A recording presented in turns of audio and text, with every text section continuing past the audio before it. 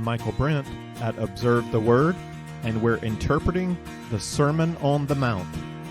Our text is Matthew 5, 1 through 16. When Jesus saw the crowds, he went up on the mountain, and after he sat down, his disciples came to him. He opened his mouth and began to teach them, saying, Multitudes have gathered around Jesus. Multitudes have gathered to him from the surrounding towns of Galilee, also from Jerusalem and Judea, the center of Jewish religion, politics, and culture, and also from the Decapolis, Gentile cities to the north and east of Galilee. They came to be healed. They came to see miracles. They came out of curiosity. And now they've begun to wonder, who is this Jesus? What has he come to do? What's his connection to the prophets of old? Matthew has made clear that we're to recognize Jesus as a king, Messiah, the long-awaited son of David. He's also something more, Emmanuel, God with us. That's clear at least to us, the readers, because of Matthew's words in chapters 1 through 4. Jesus' identity is not so well defined to the gathered multitude. He has been teaching in their synagogues a gospel of the kingdom, and now we're getting ready to hear some of what he has been saying. Jesus sat down and began to teach. That's what he's doing. Where he's doing it is on a mountain. That's got to be significant.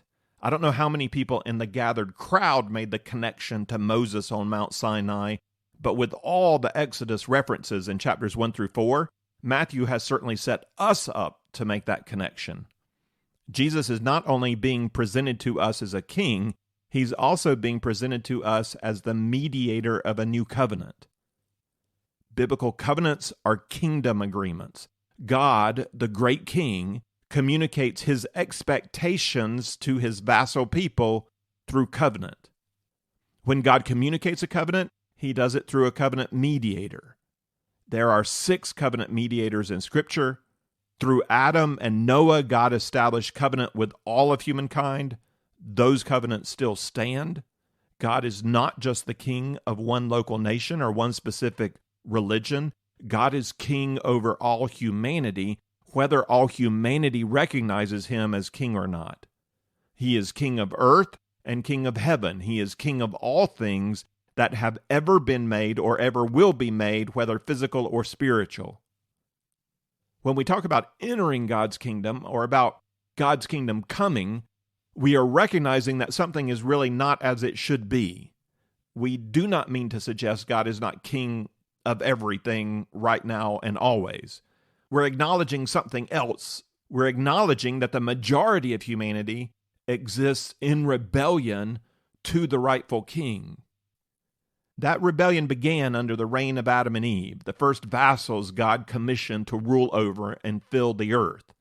The rebellion continued after the great flood because Noah and his family carried in their fallen nature the same seeds of rebellion.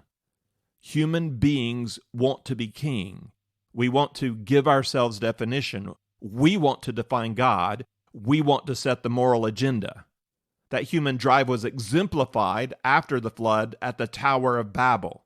Let us make for ourselves a name. They would give themselves definition. They would set the agenda. They built a tower up to heaven to bring God down to earth, to tell God who God ought to be. God also frustrated that human rebellion, and then he moved to a new stage of his plan of redemption. He moved to the divide and conquer stage.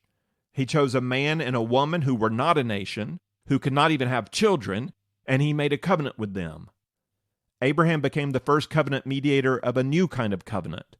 It was not a covenant with all of humankind, but with a specific people. And then when that family of Abraham grew to become a nation, God rescued them out of slavery in Egypt. He took them to Mount Sinai, and he established another covenant, another set of expectations for a nation through the covenant mediator Moses. According to Exodus 19:6, they are to be a kingdom of priests and a holy nation. By their obedience to the good law of God, they will shine as a light to the nations and as priests, they will lead others into communion with God. At least that's God's charge to this new nation. God added one more very specific covenant in the Old Testament through his servant David when he promised to set his son on an eternal throne. So those are 5 covenants with 5 mediators: Adam, Noah, Abraham, Moses, and David. We're not done, because Old Testament prophets, as far back as Moses, were telling us that something new is going to come. Before his death, Moses prophesied in Deuteronomy 18:15, "The Lord your God will raise up for you a prophet like me from among you. From your countrymen you shall listen to him." A prophet like Moses, a covenant mediator prophet. Much later, the prophet Jeremiah told Israel to expect something new. "Behold, days are coming, declares the Lord, when I will make a new covenant with the house of Israel and the house of Judah." I'm explaining the big picture of kingdom and covenant to make 2 points. First, we recognize that God is king of all people. We can say he reigns as king over everything. We also recognize that humanity is in rebellion. Not all people recognize the reign of God. So kingdom language can point to God's general reign over all things, but kingdom language can also emphasize those who have yielded to God and entered into a right covenant relationship with him. They've submitted themselves to his rule, and in that sense, they've entered into his kingdom. They've become part of his willing kingdom people. By the end of the Old Testament, special covenant had been mediated through Abraham, Moses, and David. But the prophets had also prepared us for something new. Something new is happening. The Son of David has come as king. He has taken followers up onto a mountain, and he's going to give them law. This law is given in the context of kingdom. It's being delivered not only by a covenant mediator, but by the one who is king, the Son of David. And so I'm going to give some focus to that kingdom context in the way that I recognize the different sections of Jesus' sermon in the structure. The kingdom titles that I'm giving to the sermon fit this motif of the context that Matthew set up. But not only that, the kingdom titles also draw on the language that Jesus uses in the actual sermon. His first words are going to be, "Blessed are the poor in spirit, for theirs is the kingdom of heaven." Then later he's going to teach us to pray, "Thy kingdom come, thy will be done." And then even later he's going to teach us to seek first his kingdom, and then God's righteousness, and all the things we need will be added unto us. So for our study, we're going to divide the Sermon on the Mount into 6 sections, and these are the kingdom titles that I've given to each section. Kingdom values will be our introduction in 5:1 through 16. Kingdom commandments in 5:17 to 48. Kingdom piety in 6:1 through 18. Kingdom priority in 6:19 to 34. Kingdom wisdom in 7:1 through 12. And kingdom decision in 7:13 to 29. We'll address the introduction, kingdom values, in this episode. It divides into 3 parts. Verses 5:1 through 2 provide the context. Verses 3 through 12 provide a list of kingdom values. And verses 13 to 16 emphasize the importance of kingdom witness. We'll look at the values in 3 through 12, and then we'll move on to witness in 13 to 16. But first, let's pick up just one more detail from the context. I'll read again Matthew 5:1 through 2. When Jesus saw the crowds, he went up on the mountain, and after he sat down, his disciples came to him. He opened his mouth and began to teach them, saying. What is Jesus doing? He's teaching the gospel of the kingdom. Where is Jesus teaching? On a mountain, just like Moses of old. Who is Jesus teaching? After he sat down, his disciples came to him. This is the one more point I want to focus on. Who are these disciples?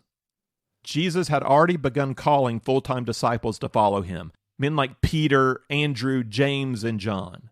They're certainly with him. The term is broader, though, than the 12 who will be designated as apostles. Anyone who follows after Jesus to learn from him fits the description of disciple. In the Gospels, the term disciple includes a wide range of men and women who follow Jesus for any number of reasons. Some will become disillusioned and leave. Others will come to see the kingdom of God in a completely new light. Jesus teaches his disciples more like apprentices than students. Jesus' disciples do not learn theory in a room behind a desk. Jesus' disciples learn by listening to Jesus. They also learn by watching how Jesus lives and serves and prays. Not just that, they learn by doing. Jesus sends them out. Jesus expects them to put into practice what they hear.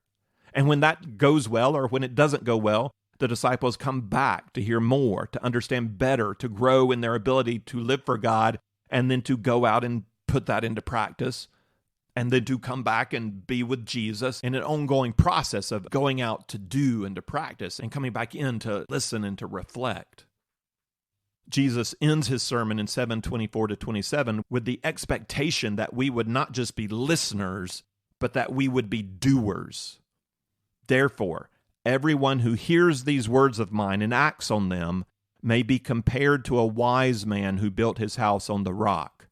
And the rain fell, and the floods came, and the winds blew, and slammed against that house. And yet it did not fall, for it had been founded on the rock. Everyone who hears these words of mine and does not act on them will be like a foolish man who built his house on the sand. The rain fell, and the floods came, and the winds blew, and slammed against that house, and it fell, and great was its fall. Jesus expects us to build our lives on the words of this sermon. Not only that, he promises that if you do not build your life on the words of this sermon, everything you have built will tumble down like a house overcome by the swirling waters of a flood. Who says things like that? Who makes that kind of claim? I mean, think about that. How audacious is that? My words, and my words alone, are the foundation for life. Everything else is sinking sand. What kind of rabbi, what kind of preacher makes that kind of claim? Well, Jesus is not just any preacher. Jesus is not just any rabbi speaking to any group of disciples. Jesus is a king, and he is speaking as one who has authority over life and death. Since we're so close to the end, let's go ahead and read the final two verses. The first two verses give us the context at the beginning of the sermon. The last two verses add to that context. This is Matthew 7:28-29. When Jesus had finished these words, the crowds were amazed at his teaching, for he was teaching them as one having authority, and not as their scribes. The beginning context emphasizes that this teaching is teaching for those who would be disciples. The end emphasized that this teaching is not held in secret for an elite few. The crowd is present, and Jesus invites all of them to learn from him by putting into practice the words he speaks. What is that word? What is the word that Jesus would have us put into practice? Well, he starts with a list of kingdom values. This is introduction part 1, Matthew 5:3-12. Blessed are the poor in spirit, for theirs is the kingdom of heaven. Blessed are those who mourn, for they shall be comforted. Blessed are the gentle, for they shall inherit the earth. Blessed are those who hunger and thirst for righteousness, for they shall be satisfied. Blessed are the merciful, for they shall receive mercy. Blessed are the pure in heart, for they shall see God. Blessed are the peacemakers, for they shall be called sons of God. Blessed are those who have been persecuted for the sake of righteousness, for theirs is the kingdom of heaven. Blessed are you when people insult you and persecute you and falsely say all kinds of evil against you because of me. Rejoice and be glad, for your reward in heaven is great, for in the same way they persecuted the prophets who were before you. Beautiful, right? It just sounds spiritual. It sounds like something Jesus would say. But what does it mean? I don't believe Jesus' audience had any idea what he was talking about. It's beautiful, it's poetic, it's spiritual, but what do these Beatitudes mean? How do we translate these values into actual practice? More than just a verse on the wall. Let's consider the whole set of statements, and then we'll go back and look at each one individually. Though I'll give you a spoiler, I don't think we have enough to go on in this passage to interpret what Jesus is saying. We can observe it. We can look and see what we see. What does the text say? But we can't know how to interpret it. That is, what does the text mean until we get more context from Jesus? The key to interpretation is not going to be going back through the Old Testament and looking up related verses on poor in spirit and gentleness and pure in heart. Those verses are there, but that's not going to be the key to understanding where Jesus is going with this. The key to interpretation is going to be in the context provided by the rest of the sermon. We're just going to have to wait and see where Jesus leads us. But there's a lot to observe right away, so let's do that. What do we see in the text? Jesus gives us 8 statements that follow the same formula. A particular trait or value is affirmed with a statement of blessing. That language of blessing assumes that it is God who is affirming the value. It is God who gives the reward. God blesses people who exhibit these values. It's not a completely general blessing. The blessing is expressed as a specific outcome or reward. We're told how a person who has this value is blessed. That language of reward is not my language. It's the context of the last blessing, verse 12. Rejoice and be glad, for your reward in heaven is great. For in the same way they persecuted the prophets who were before you. This language of reward is going to show up again in chapter 6, and so we'll talk about it more then. For now, we'll just accept it as part of the formula of these blessings, sometimes called Beatitudes. Blessed is the person who is like this, for they shall be rewarded in this way. Instead of the word blessing, we could use the word happy. We could say happy is this kind of person because this kind of outcome follows. That word happy communicates part of what it means to be blessed, but it misses the idea of a benefactor. Blessed communicates happiness and also favor. The kind of person who shows this kind of virtue receives favor because this is a virtue that God values. One more point about the list as a whole. The reward of the first is the exact same as the reward of the last. Blessed are the poor in spirit, for theirs is the kingdom of heaven. Blessed are those who have been persecuted, for theirs is the kingdom of heaven. Kingdom of heaven, kingdom of heaven. In biblical literature, that's called an inclusio, when the first thing and the last thing are identical to one another. It's a particular kind of parallelism. This inclusio suggests that all the rewards in the list have something to do with the kingdom of heaven. The kingdom of heaven seems to sum up everything. All right, so we see that's the whole of the list. Now let's consider each value statement. And I'm not going to interpret yet. I'm just going to observe. Number 1, blessed are the poor in spirit, for theirs is the kingdom of heaven. Wait a minute. Does that make any sense? Who should get the kingdom of heaven? Should the poor in spirit get the kingdom? Shouldn't it be the rich in spirit who get the kingdom? Yeah, this was a big spiritual question of the day. Who gets into the kingdom of heaven? And everybody knew the answer. The righteous get into the kingdom of heaven. And there was a lot of disagreement about who's righteous and how righteous do you have to be. But nobody was answering this question, you have to be poor in spirit. And Jesus doesn't say here, blessed are the poor. That is an emphasis we're going to get elsewhere in Jesus' teaching, namely in the Gospel of Luke. Here, Jesus says, blessed are the poor in spirit.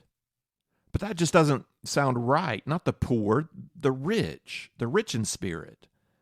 The ones who pray and worship and give. the ones who know their Bible, the ones who delight in God, the ones who share their faith, the ones who love their neighbor, the good ones, the righteous ones, the spiritually rich, not the spiritually bankrupt, the spiritually destitute. It's not the greedy and the proud and the selfish. Why would the poor in spirit inherit the kingdom of heaven? That's a confusing start. Let's consider the next one. Number 2, blessed are those who mourn, for they shall be comforted. But why is mourning a virtue? Are we supposed to go around sad all the time? Doesn't God want a cheerful giver? Isn't the joy of the Lord my strength? This is especially a problem for Jesus listeners. They tended to believe in a kind of prosperity gospel. Those who mourn probably brought it on themselves by not living for God, by not walking in faith. That's what the disciples assumed in John 9 when they passed by a man born blind. They didn't even think about it. They knew it was somebody's fault. Who sinned, this man or his parents? It had to be somebody. Who's responsible for the mourning, the sorrow? It shows God's disfavor. God is not pleased with this man or his parents. On the other hand, everybody assumed the rich young ruler was good. He had nothing to mourn about. They knew he was good because he was blessed. And he couldn't get much more blessed. He was rich, he was young, and he was a ruler. He's not mourning, he's rejoicing. Why is mourning a value? Mourning indicates something wrong with the person. Why would God favor mourning? There's more. Number 3, blessed are the gentle, for they shall inherit the earth. And gentle here could be interpreted meek or humble. But we know this isn't true.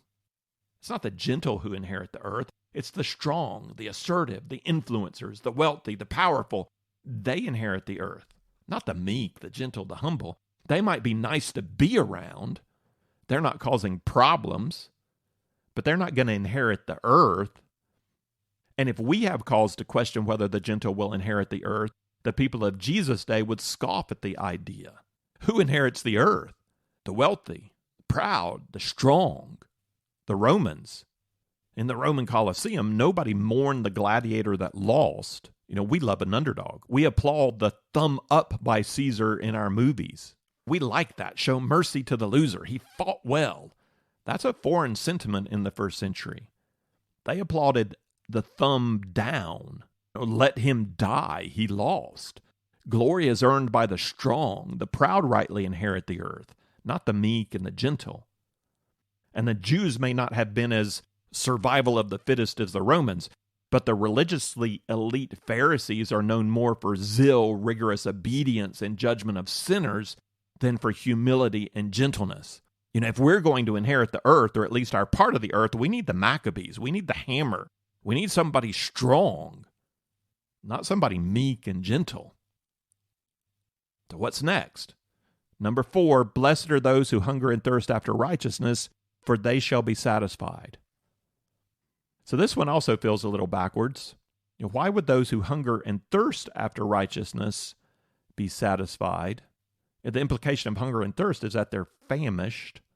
They desire righteousness, but their desire shows that it's something they've not attained. The righteous are satisfied by their own righteousness. The hard worker sleeps well because he's worked hard. The righteous are satisfied because they've done what is right. It's not enough to hunger and thirst after righteousness, is it? I wish I was righteous. I long for righteousness. I want to be righteous. Don't you have to actually be righteous to be rewarded? That's the first 4 blessings. The last 4 seem to make more sense from a religious point of view, but we still can't be sure of exactly what Jesus is saying. So number 5, blessed are the merciful, for they shall receive mercy. We can agree with that to a point, but this is not a society that puts a high value on mercy. Again, consider the blind man outside the temple. He deserves to be blind because of his sin or his parents' sin. And we might pity him, but people need to pay the penalty of their sin. To what extent does Jesus expect us to push this idea of mercy? Number 6, blessed are the pure in heart, for they shall see God. Well, the pure in heart will see God, but how are the poor in spirit pure in heart? And what does it mean to be pure in heart? And we know how to achieve ceremonial purity in the temple, but purity of heart, how is Jesus going to define that? Number 7, blessed are the peacemakers, for they shall be called sons of God. Peacemakers are sons of God, but peacemakers with whom? With those who deserve peace, right? Or with those who are willing to come over to our side, or to those we can make some kind of compromise with. How far are we expected to push this? How much do I have to give up to make peace? And with whom? With everybody? Number 8, blessed are those who've been persecuted for the sake of righteousness, for theirs is the kingdom of heaven. Those who are persecuted for the sake of righteousness inherit the kingdom. Now that sounds good, and that sounds Jewish. I mean, it brings in one of the base assumptions of Jesus' audience. The righteous get into the kingdom, but there again, we have to ask what kind of righteousness? How is Jesus going to define righteousness? And why are the righteous persecuted? So it would make sense to his audience if it was Gentile Roman persecution against Jews who hold tightly to Torah obedience. And that may be the first thing that Jesus has said that really makes sense. The righteous are persecuted. Yes. But Jesus then goes on to develop this beatitude. It's the only one that gets developed. And he doesn't connect persecution for the sake of righteousness to persecution for Torah obedience. He connects it to himself.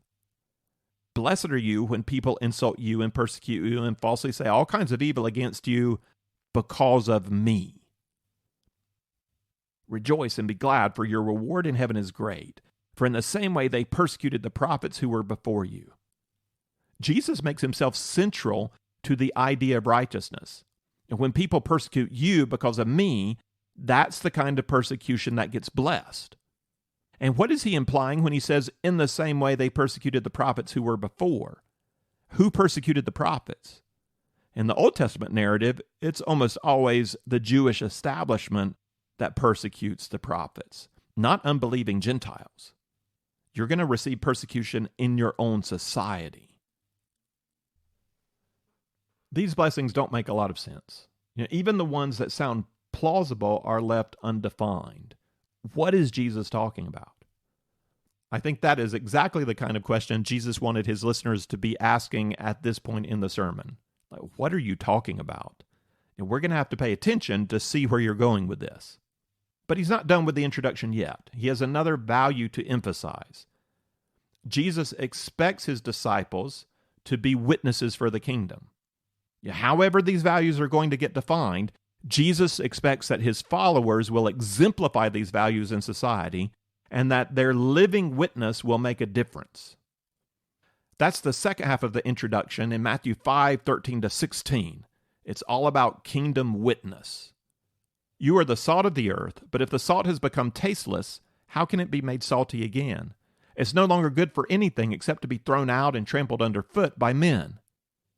You are the light of the world. A city set on a hill cannot be hidden, nor does anyone light a lamp and put it under a basket, but on the lampstand, and it gives light to all who are in the house. Let your light shine before men in such a way that they may see your good works and glorify your Father who is in heaven. My colleague Nolan Sharp emphasizes two qualities that capture what it means to be salt and light in society. Jesus is telling his disciples to be present and to be unique. When salt is there on the food, you know it's there on the food. Steak, hamburger, chicken, pass the salt, please. Now, the salt plays no role if it's not experienced, not tasted. Salt packed up in the pantry is not fulfilling its purpose. It needs to be present. Light is similar. Why would you get up in your dark house, find the matches, light a lamp, put the lamp on a table, and then put a bucket over the lamp, plunging the house back into darkness? The point of the lamp is to provide light for everyone in the house. Religious people that hide away from the world are not present in the world. And if they're not present in the world, they can't be tasted. They cannot illuminate. Presence is necessary, but presence is not enough. Salt and light make an impact because salt and light are unique in their environment. Salt enhances the flavor of the food. Salt does not taste like chicken. Salt enhances the chicken. What's the point of steak-flavored salt? Salt has a unique flavor of its own. It's different from everything else in its environment. And it's supposed to be different, unique, an influencer, a change agent. And you don't need a whole lot of it. In fact, you don't want to be too salty, too weird, too overwhelming. You want to be unique in a way that adds something positive to society. Light also has a profound impact on its environment. Light illuminates. Again, you don't want to take that lamp and shine it right up in somebody's face like an interrogation. You want to light the house so people can see the reality of their surroundings. Or like a city on a hill that shines as a beacon in the dark to lead the weary traveler home. This is what you're supposed to be, Jesus says. You are supposed to be salty and illuminating, present and unique. When the people of God stop adding flavor, then they've got to ask, are they really the people of God? If there's no apparent added value to society that stands out as different and unique, that marks the people of God as the people of God, then the people of God have lost their very purpose. They've become tasteless. They taste like everything else, or they taste like nothing at all, and they might as well be thrown out. If the people of God claim to be a light and yet do not shine the light into the world, then what's the point of the light? Jesus is driving us towards purpose. What is the whole point of Jewish society? What is the whole point of a Christian church or community or movement? Verse 16, let your light shine before men in such a way that they may see your good works and glorify your Father who is in heaven. This is the focal point of the two metaphors. The whole point of being salt and light is summed up here. Live in such a way that society will see your good works. Be present. And seeing your good works, they will be moved to glorify your Father in heaven. Be unique in a way that reflects the goodness and transformative power of your Father in heaven. That's how you bring him glory. The idea that you live to glorify your Father in heaven is an idea that works nationally for Jews, but maybe not so well on the personal level.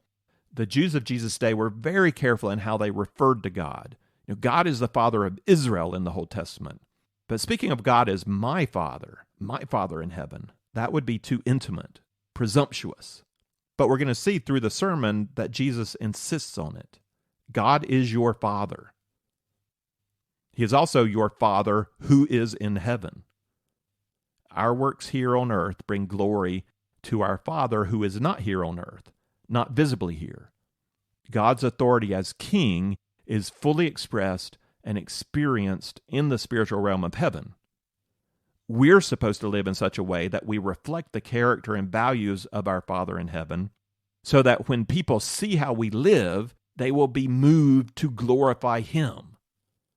We are to be present and unique, visible and noticeable. You never know who's watching, but people are always watching. We invited a student to church with us one Sunday, and she was sitting on the row behind me, and I was doing that thing that parents of young children do, trying to follow the sermon while holding my Bible with one hand and my baby with the other.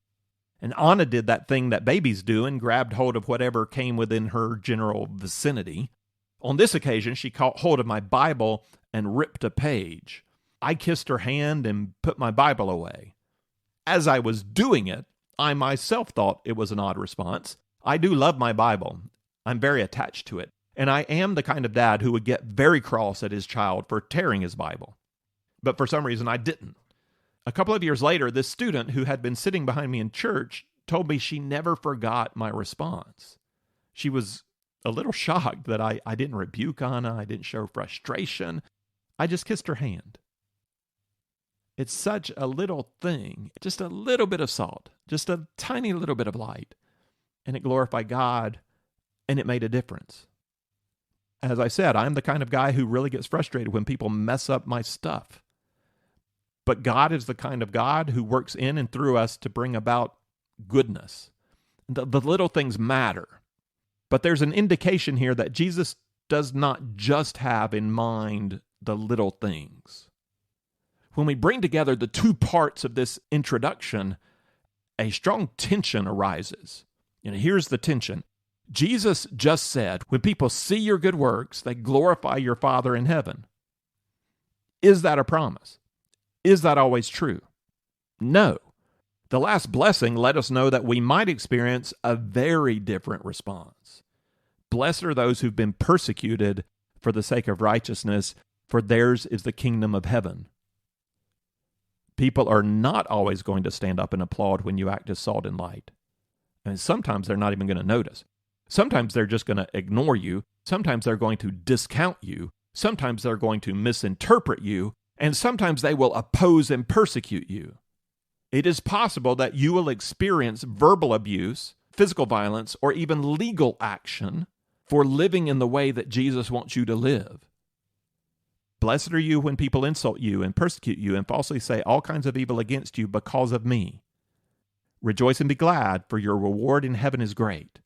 For in the same way they persecuted the prophets who were before you. How ought we respond to that persecution when it comes? Do we close our mouths and draw back? Do we stop doing the offensive behavior? Do we insulate ourselves in Christian community? Yeah, those would be very natural responses. But those responses develop a kind of victim mentality that distorts our purpose as the people of God. You know, there is a connection between that last blessing and the exhortation to be salt and light. Do not give in when you are persecuted. Your purpose requires that you be present in society, but not only present. You don't avoid persecution by blending in. Your purpose requires that you be unique in society. This is who you are. You are salt and light. You are the kind of people who do good works that proceed from your personal relationship with God, who is a father to you. Don't give up when you encounter persecution. Be courageous. Continue to engage. You will at times experience backlash, but you will also at times help other people see the goodness and awesomeness of God. He will be glorified because of good works you have done. Drawing back as victims is not the only response to persecution that might prevent us from being salt and light to our communities. Persecution might cause flight. It might also cause fight. Fight's not always bad. There is a right toughness required to stand up when opposed. But what kind of fight is Jesus calling us to? What kind of toughness does he want from us? What kind of courage? What kind of words are we supposed to use? What kind of heart attitude is expected? How do we respond to insult? How do we treat our enemies? Jesus has not said yet. He's not told us what kind of persecution for his name's sake is valid. He's not told us yet what it really looks like to be salt and light, but he's getting ready to. This introduction raises more questions than it answers. We've had an odd start. We are not to be rich in spirit. We are to be poor in spirit. We're not the ones who rejoice, but the ones who mourn. The meek inherit the earth. The hungry and thirsty are filled. How does this all work? We're challenged to be salt and light. We're not to hide away. But what kind of salty are we supposed to be, and what kind of salty are we not supposed to be? What kind of light? How do we illumine? What works glorify our Father in heaven? Jesus is giving us kingdom values. These values may be fuzzy now, they may be confusing, but that's an invitation to lean in, because they are going to become clearer and clearer in our next section when Jesus communicates the law of the new covenant, the kingdom commandments. That's the rest of chapter 5, and that's where we're going to pick up in our next lesson. If you would like the text of this lesson with some reflection questions, or if you'd like the overview chart or other resources that go with our study on the Sermon on the Mount, then check out our resource page at observetheword.com. You can also find there our previous series on the Pentateuch, Isaiah, John, Acts, and Romans.